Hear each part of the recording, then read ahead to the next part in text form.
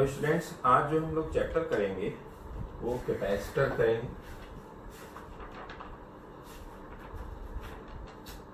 और ये इलेक्ट्रोस्टैटिक्स का लास्ट टॉपिक है। इसके कंप्लीट होते ही इलेक्ट्रोस्टैटिक्स कंप्लीट हो जाएगा। अगला चैप्टर करंट इलेक्ट्रिसिटी।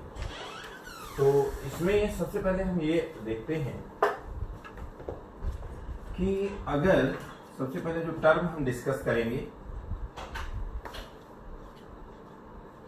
वो है कैपेसिटेंस। ऐसा यूनिट होती है फैरेड, और स्मॉलर यूनिट जो होगी प्रैक्टिकल जो है वो माइक्रो फैरेड होगी। तो कैपेसिटेंस को डिफाइन करने के लिए हम लोग ये देखते हैं कि अगर किसी भी कंडक्टर को आप चार्ज दें, किसी भी कंडक्टर को जब हम चार्ज देते हैं तो with the increase in charge electric potential increases. अगर मान लीजिए let Q charge is given to a conductor so that its electric potential becomes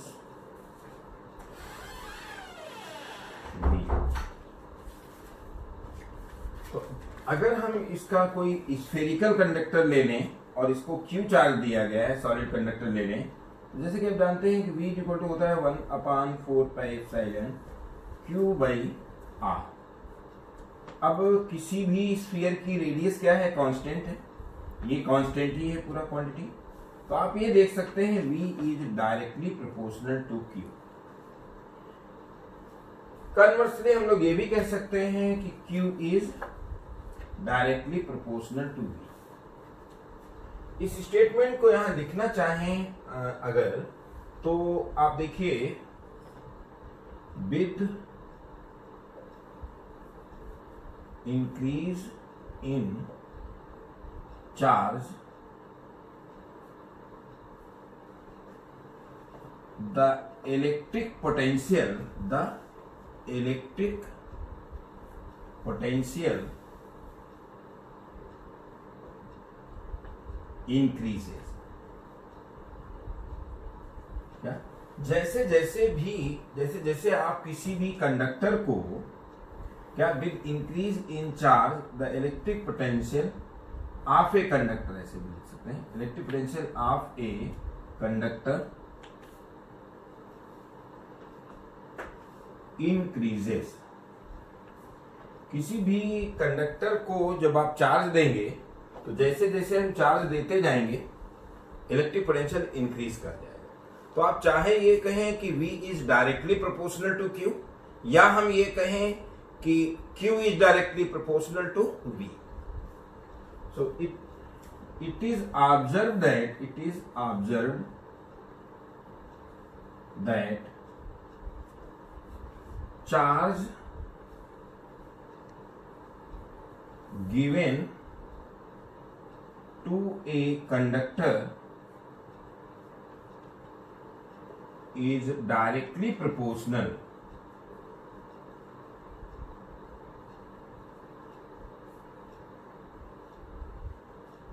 charge given to a conductor is directly proportional to the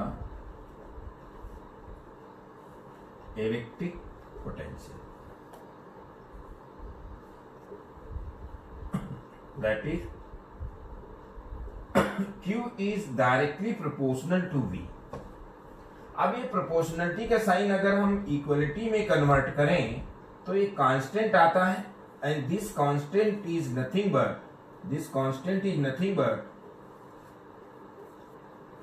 capacitance of the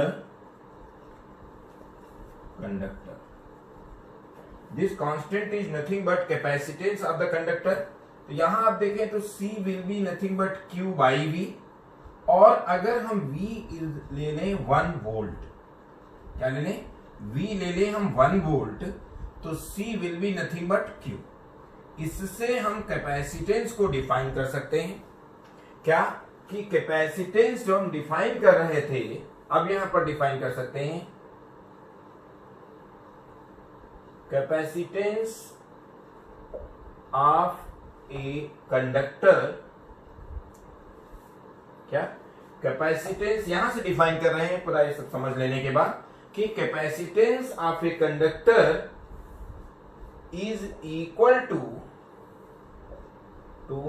the amount of charge, equal to the amount of charge required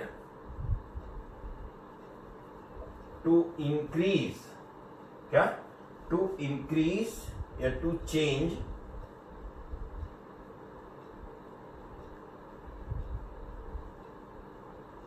the electric potential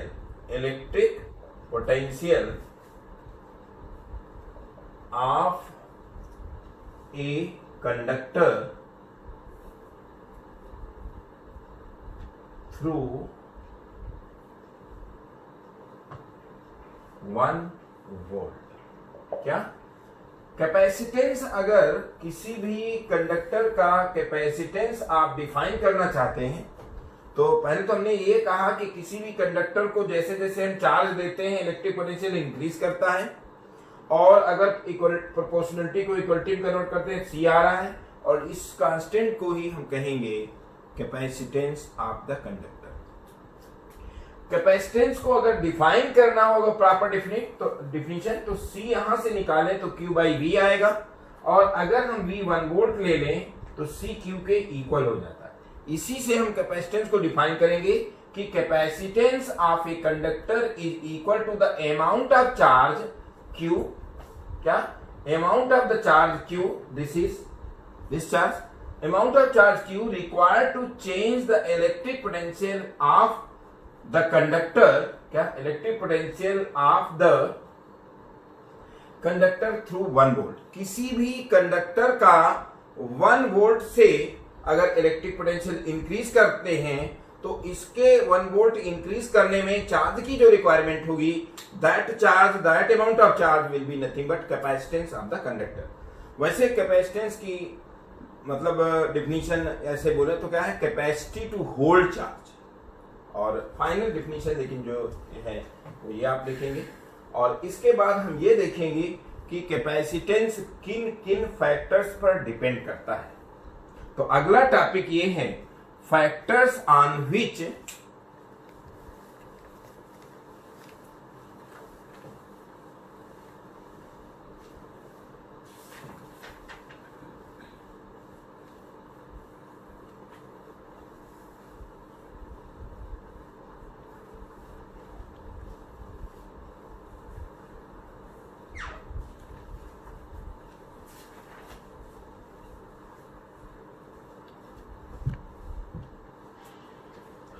अब यहां हम क्या करेंगे, next topic ये है कि factors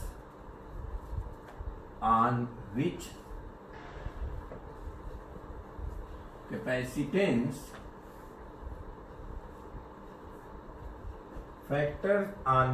capacitance of a conductor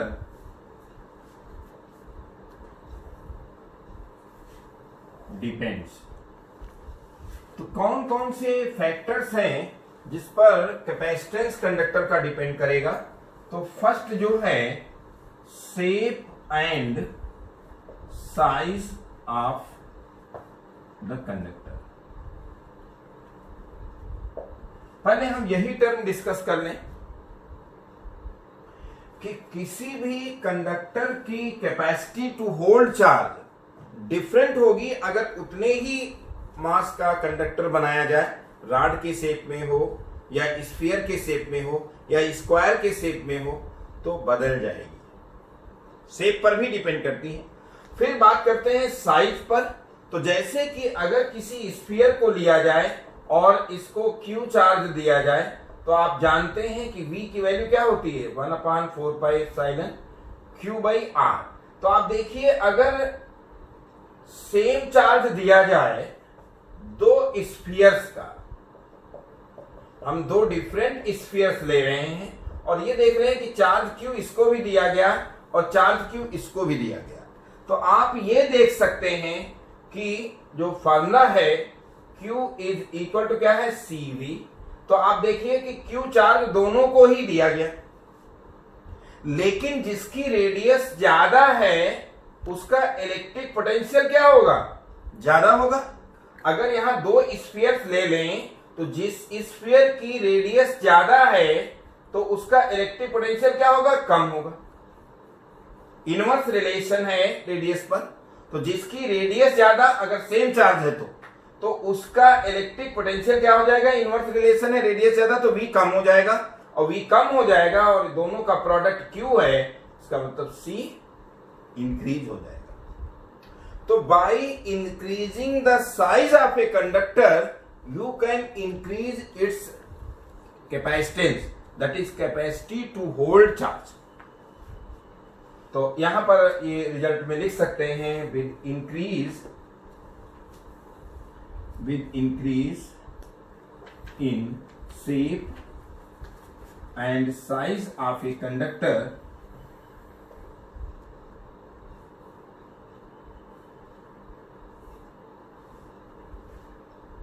its capacitance increases. क्या होगा, कैपेसिटेंस जो होगा वो इंक्रीज कर जाएगा। सेकेंड पॉइंट ये होता है सराउंडिंग चार्ज। किसी भी कंडक्टर के अराउंड, किसी भी कंडक्टर के नियर बाय अगर कोई चार्ज ले आए तो उसका कैपेसिटेंस चेंज हो जाता है। ये बिल्कुल उस तरह से बात है कि जैसे कहते हैं खरबूजे को देख के रंग पकड़ता है। आपके साथ कोई है, अगर वो पढ़ने लगता है तो कई बार आपके भी मन में उठता है कि हाँ हम पढ़ाई करें। ये होगा जैसे आप किसी दिन सो गए तो फिर दुनिया भी सो गई, उसको भी नहीं पढ़ना है। तो यहां पर क्या होगा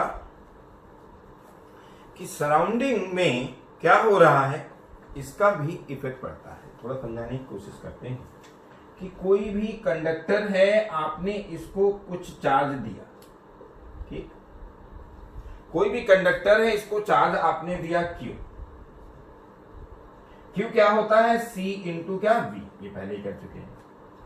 अब आप बताइए इस कंडक्टर के नियर बाई आप पॉजिटिव चार्ज कहीं से ले आते, तो इलेक्ट्रिक पोटेंशियल होता क्या है, electric potential is the amount of work done in bringing unit positive charge from infinite to this surface. तो आप बताइए in presence of this positive charge electric potential और in the absence of this charge, this surrounding charge, क्या electric potential same रहेगा? क्योंकि as soon as you will keep positive charge nearby this conductor, the amount of work done in bringing unit charge will be more. Why it will be more? Because the test charge, we always assume the test charge as positive. So if we bring test charge Q naught, this will repel. At the same time, this will also repel. The net force on this charge will increase, or if net force on this test charge will increase, so you will have to do more work in bringing the test charge, as well as you will have to do more work in bringing unit positive charge, which is electric potential. So now it is clear to you that if we keep positive charge nearby a conductor, its electric potential will increase, and if electric potential will increase, charge on the conductor is same, you have kept positive charge nearby the conductor, but charge at the conductor is same, so capacitance will decrease. So by introducing positive charge, we can reduce capacitance of the conductor. We can reduce capacitance of the conductor. Why? If you keep positive charge, this charge will also repel, the charge which you are bringing from infinity, means work done will be more, and electric potential is nothing but the amount of work done in bringing unit positive charge from infinite. तो यहां पर V increase कर जाने से C decrease कर जाता है. But if we keep negative charge nearby the conductor, now this will repel but negative charge will attract. So net force on the test charge will decrease. Since net force will be reduced, so you will have to do less work in bringing unit positive charge. So electric potential will be less. So capacitance will be more. तो इसमें surrounding charge के लिए यहां हम point लिख सकते हैं. Surrounding charge second consider कर रहे हैं क्या? Surrounding charge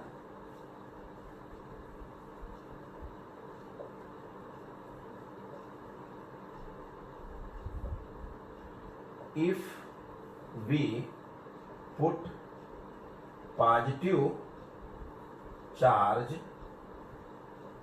near by a conductor, its electric potential increases.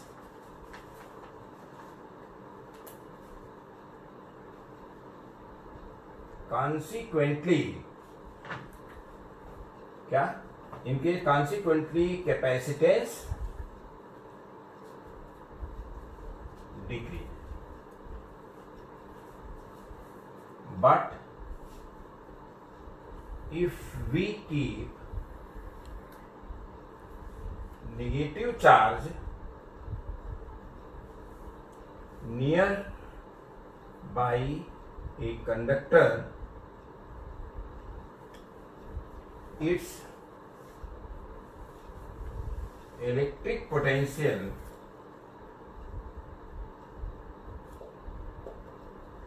will decrease. Consequently,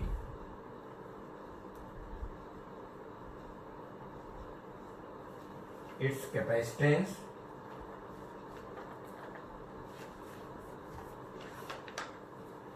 increases. यही कॉन्सेप्ट यूज किया जाता है टू मेक कैपेसिटर, कि अगर हम किसी कंडक्टर के नियर बाई निगेटिव चार्ज रख देंगे तो उसका कैपेसिटेंस इंक्रीज कर जाएगा. That is capacity to hold charge increase कर जाएगा. We can give more charge, we can store the charge, and the capacitor is device to store the charge. तो यहां पर ये था सेकेंड पॉइंट. अब बात करते हैं हम लोग थर्ड फैक्टर. थर्ड कौन सा फैक्टर है जिस पर ये डिपेंड करेगा कैपेसिटेंस ऑफ ए कंडक्टर? हम लोग कर रहे हैं कि factors on which capacitance of conductor depend. तो थर्ड जो फैक्टर है वो है मीडियम. और ये तो आप बहुत अच्छी तरीके से जानते हैं कि अगर कहीं फ्री स्पेस में कोई कंडक्टर है, कोई फ्री स्पेस में कंडक्टर है, जैसे तो V इक्वल टू क्या होगा 1/4πε0 Q/R. और सेम कंडक्टर अगर किसी मीडियम में रखा जाए, इसको V0 कह दें, इसको V कह दें, तो वो हो जाएगा 1/4πε0 K Q/R.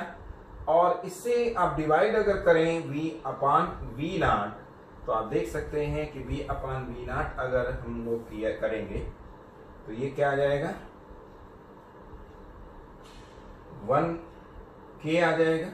तो इससे 1/K आ जाएगा. इससे V जो होगा वो क्या होगा V0/K. आप समझ लीजिए कि किसी भी कंडक्टर का इलेक्ट्रिक पोटेंशियल अगर V0 है एक मीडियम में, अगर इसे Q चार्ज दिया जाए, अगर चार्ज ना चेंज करें कंडक्टर के और कोई डायमेंशन ना चेंज करें, सिर्फ आप मीडियम चेंज कर दें, तो उस केस में electric potential will be reduced by K. तब V will become new potential will be reduced by K। इस तरह से डायरेक्ट क्वेश्चंस कंपटीशन में आए हैं कि कोई मीडियम इंट्रोड्यूस किया जा रहा है तो इलेक्ट्रिक पोटेंशियल कैसे क्या होगा। अब चूंकि C क्या है, इनवर्सली प्रोपोर्शनल है, तो C क्या होगा, C नॉट की। अगर किसी कंडक्टर का C नॉट कैपेसिटेंस है फ्री स्पेस में, तो जैसे ही मीडियम इंट्रोड्यूस करेंगे तो उसका कैपेसिटेंस K टाइम्स बढ़ जाएगा। जैसा कि आप जानते हैं K यहां पर क्या है, डाइलेक्ट्रिक कांस्टेंट है। K क्या है यहां पे, K इज डाइलेक्ट्रिक कांस्टेंट, और ये होता क्या है कि F एयर अपॉन क्या, F मीडियम, और हमेशा ही K की वैल्यू 1 से ज्यादा होती। K इज ऑलवेज ग्रेटर और इक्वल टू 1। तो चूंकि K ज्यादा ही होता है इसलिए हमेशा क्या होगा, 2 टाइम्स 3 टाइम्स बढ़ जाएगा कैपेसिटेंस। यानी किसी भी मीडियम को अगर हम इंट्रोड्यूस कर दें अराउंड ए कंडक्टर, तो उसका जो कैपेसिटेंस होगा वो K टाइम्स इंक्रीज कर जाएगा। इसके बाद नेक्स्ट जो टॉपिक है वो है potential energy of the conductor.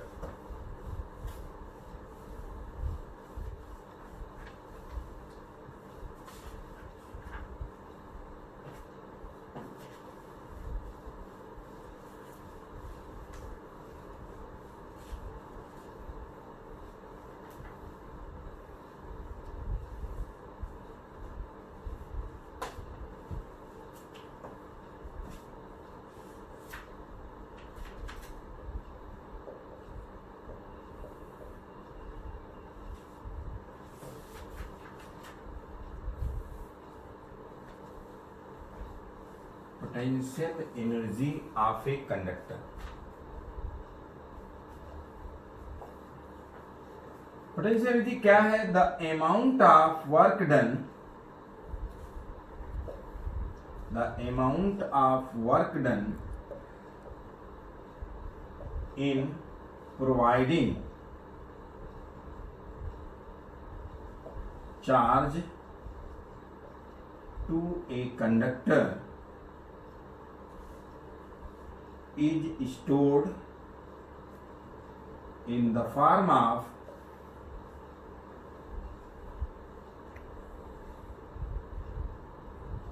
potential energy। क्या, the amount of work done in providing charge to a conductor is stored in the form of potential energy। जैसे कि आप अगर किसी भी कंडक्टर को प्लस क्यू चार्ज देते हैं और let plus Q charge is given to a conductor so that its electric potential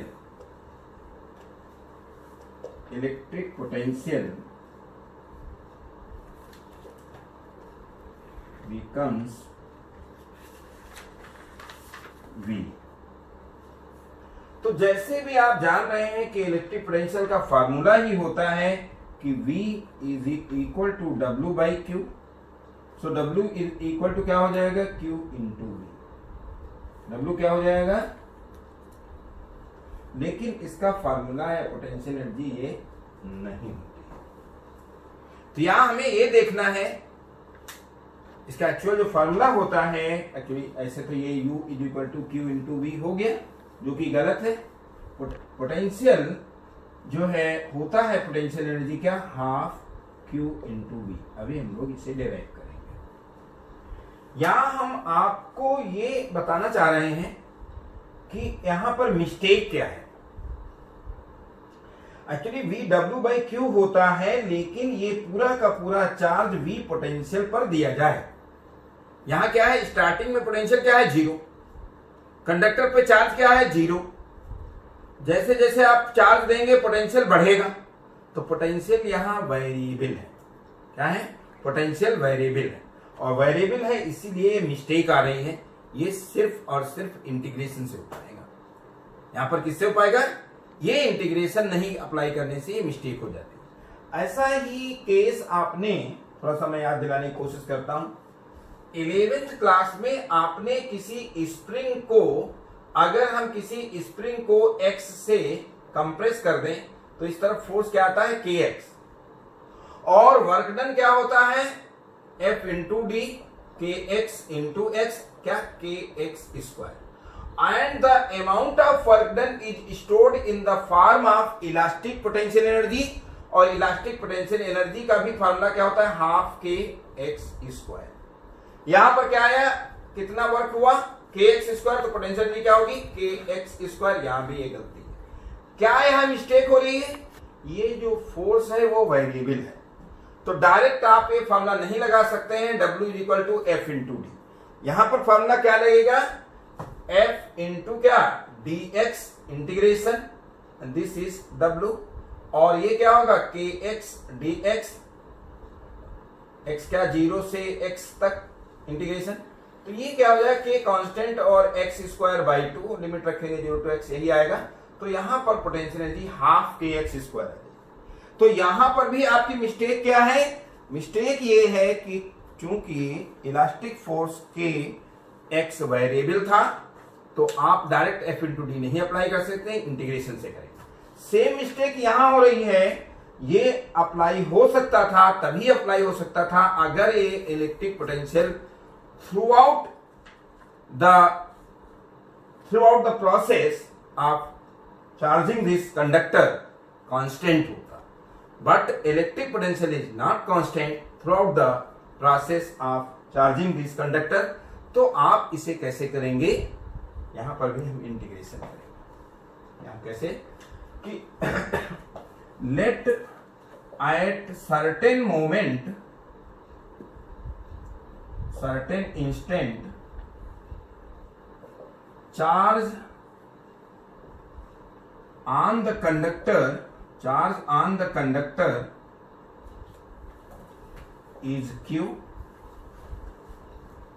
and its potential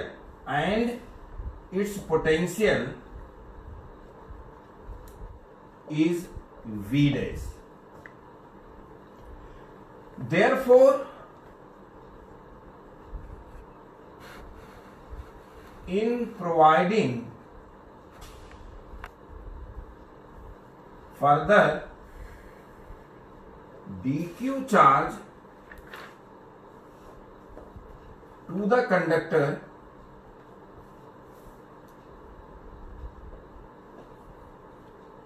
the work done will be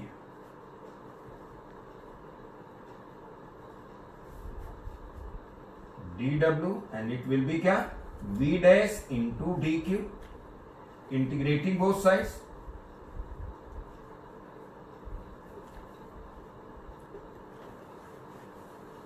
integration dw is integration v dash is q by c dq, c is constant 1 by c and it is w, integration q dq and q from 0, starting में conductor पे charge क्या था 0 और finally charge क्या हो गया है capital Q। और आप जानते हैं कि इंटीग्रेशन x dx क्या होता है x स्क्वायर बाई 2, तो इंटीग्रेशन q dq क्या होगा q square by 2 and limits from q is equal to 0 to q is equal to capital Q। तो ये जो वर्क डन आएगा, इसमें जो ये वर्क डन आएगा W, ये W क्या होगा 1 by C Q square capital by क्या 2, तो work done is stored, since work is stored in the form of potential energy, since work is stored in the form of potential energy,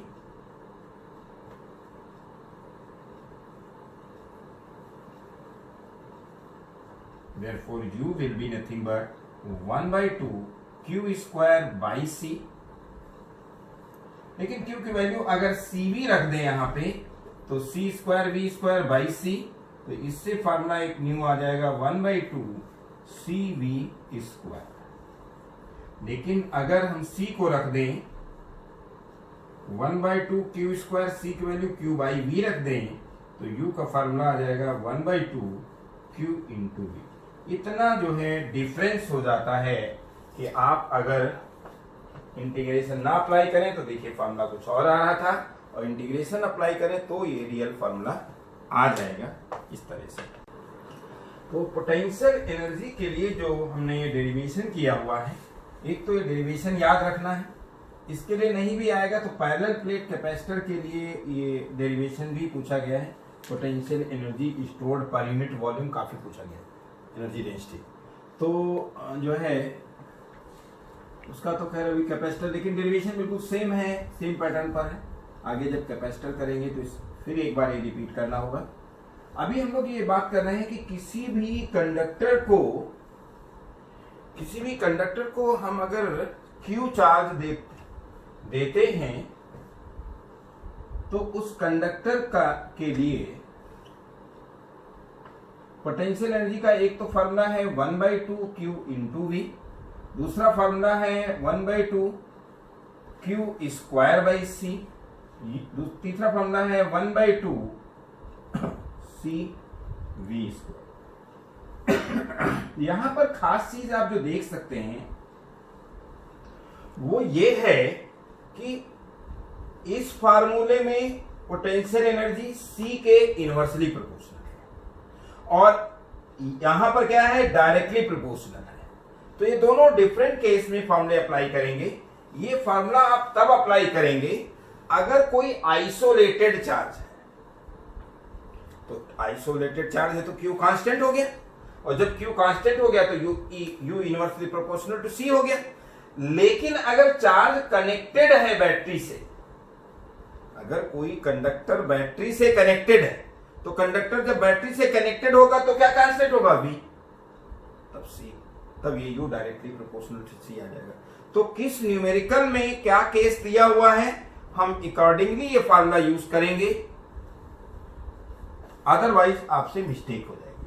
अब next topic जो हम करने जा रहे हैं वो ये है कि अगर किन्हीं दो कंडक्टर को, जिनको की कुछ चार्ज दिया गया है, डिफरेंट कैपेसिटेंस है और इंसुलेटिंग स्टैंड पे रखे हुए हैं, अगर थिन वायर से कनेक्ट कर दिया जाए तो पोटेंशियल एनर्जी जो रिडिस्ट्रीब्यूशन में जो वर्क होगा तो उतना पोटेंशियल एनर्जी कम हो जाएगी। तो अगला जो टॉपिक है वो ये है loss of potential energy in redistribution of charges। क्या, loss of potential energy in redistribution of charges. इसमें हम ये ले रहे हैं कि कोई स्फीयर है A इंसुलेटिंग स्टैंड पर, दूसरा स्फीयर है B, वो भी इंसुलेटिंग स्टैंड पे है, और इसको चार्ज Q1 दिया गया जिससे कि इसका पोटेंशियल V1 हो गया है और इसका कैपेसिटेंस क्या है, C1। दूसरा कंडक्टर है, इसका पोटेंशियल मान लीजिए चार्ज दिया गया Q2 और पोटेंशियल हो जाता है V2, कैपेसिटेंस इसका है C2।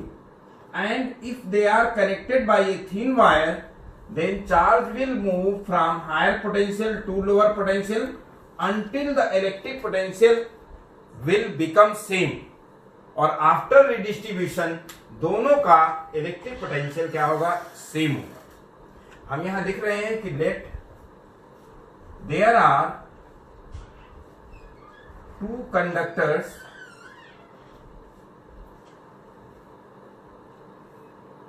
A and B which are charged to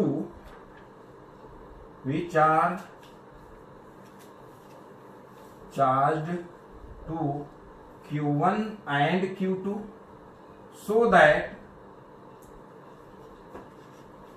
their electric potential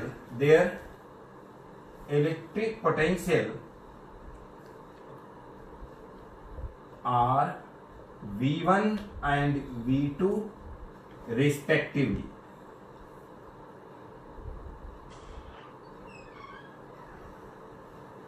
If V1 is greater than V2 and the spheres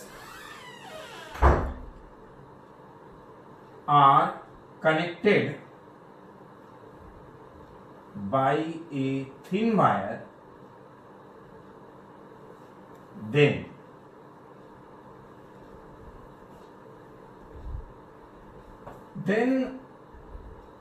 electric potential, then common electric potential, then ऐसे भी लिख सकते हैं, then charge will move from A to B until electric potential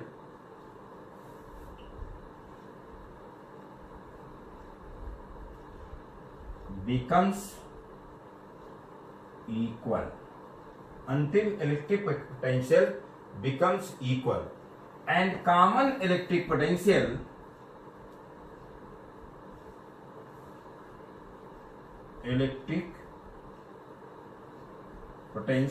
after redistribution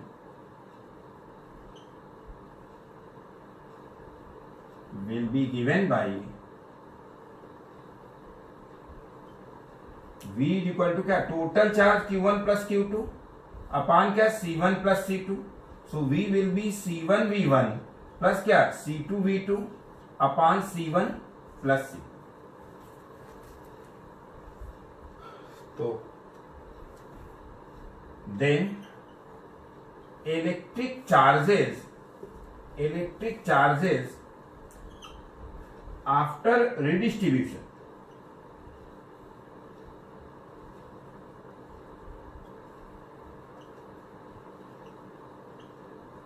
Q1 dash will be C1 into V, Q2 dash will be C2 into V, and it implies Q1 dash upon Q2 dash will be C1 by C2, means charges will redistribute according to their capacitances.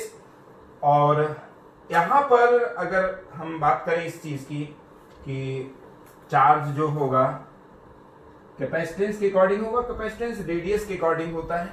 आगे हम capacitance का formula करेंगे spherical conductor का, तो उसमें ये चीज discuss करेंगे.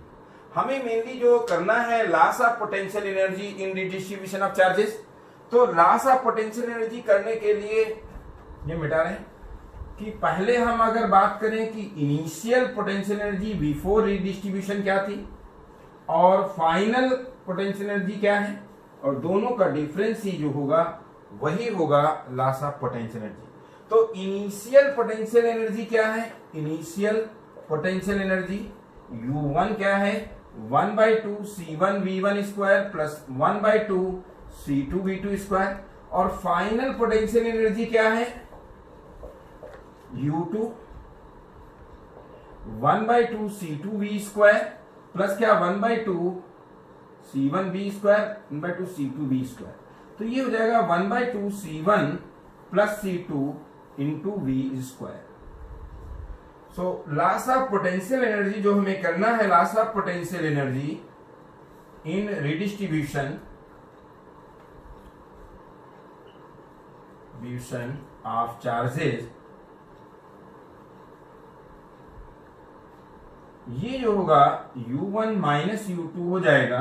तो 1/2 C1 V1 square plus 1/2 C2 V2 square minus 1/2 C1 plus C2 V square.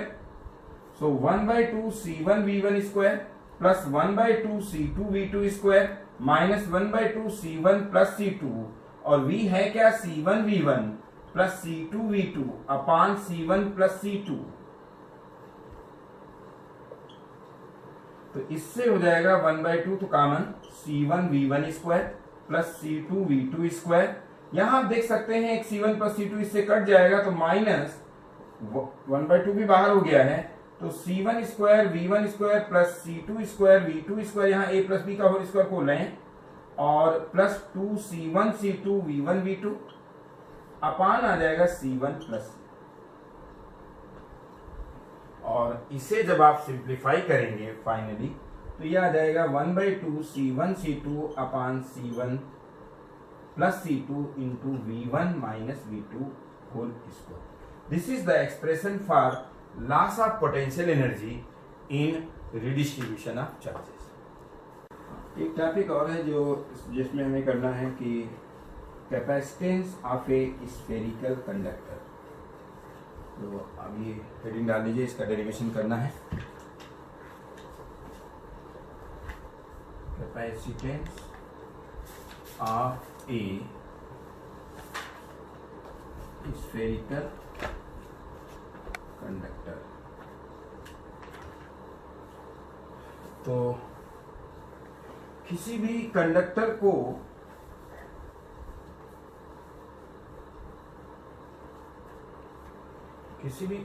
को अगर Q चार्ज दिया जाता है, जैसा कि आप जान रहे हैं कि इलेक्ट्रिक पोटेंशियल